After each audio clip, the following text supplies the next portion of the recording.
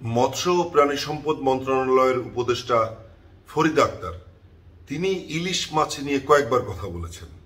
তিনি প্রথমে বললেন যে ইলিশ মাছ রপ্তানি হবে না, আগে দেশের মানুষ খাবে।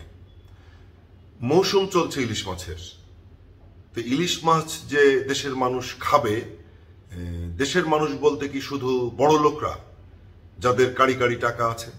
দেশের মানুষ কি সাধারণ মানুষ, দরিদ্র মানুষ যারা নিম্ন মধ্যবিত্ত বা মধ্যবিত্ত তারা নয়? তারা কি ইলিশ মাছ এবার খেতে পেরেছে? ইলিশ মাছের দাম কি সহনশীলতার মধ্যে আসতে পেরেছে? আসেনি। কিন্তু ইলিশ মাছ সাধারণ মানুষের আসলে ধরাছোঁয়ার বাইরেই রয়ে গেছে। এরপরে তিনি আবার বললেন যে আসন্ন দুর্গাপূজায় তিনি ভারতে যখন কিছু ভারতে আমদানিকারক যারা ইলিশ মাছ আমদানি করে তারা চিঠি লিখেছে বাংলাদেশের সংশ্লিষ্ট মন্ত্রণালয়ের কাছে, তারা আবেদন করেছে যে ইলিশ মাছ দেয়া হোক।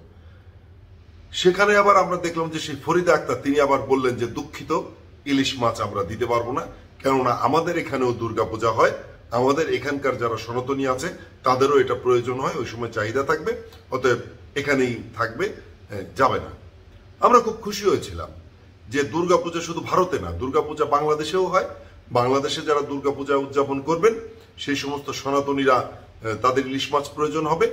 ঠিক আছে, একদিকে আপনি বললেন যাবে না, দেশের মানুষ খাবে, দেশের চাহিদা আগে পূরণ হবে, কিন্তু মানুষ তো আসলে কিনতেই পারলো না, কারণ দামও কমেনি। এরপরে আমরা কি দেখলাম?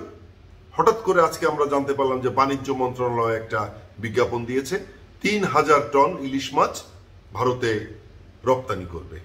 বাংলাদেশের যারা রপ্তানিকারক তাদের জন্য এটা একটা সুখবর। ইলিশ মাছ ভারতে না দেওয়ার কথা কেউ বলেনি, আপনারাই সেদে বলেছেন যে ইলিশ মাছ ভারতে দেওয়া হবে না। কেন দেওয়া হবে না সেটিও বলেছেন যে আগে দেশের মানুষ খাবে। তো আমরা তো ভেবেছিলাম যে দেশের মানুষের চিন্তা আপনারা করছেন, ইলিশ মাছ ভরে যাবে, ভরা মৌসুমে বাজারে ইলিশ মাছ আছে, দাম কমবে, সেটি হলো না। তারপরে আবার বললেন যে না, দুঃখিত, দিতে পারবো না, সনাতনীদের জন্য এখানেও লাগবে। আমরা আরো খুশি হয়েছিলাম, কিন্তু এখন দেখলাম যে বাণিজ্য মন্ত্রণালয় তারা বলছে ৩,০০০ টন ইলিশ মাছ ভারতে যাবে।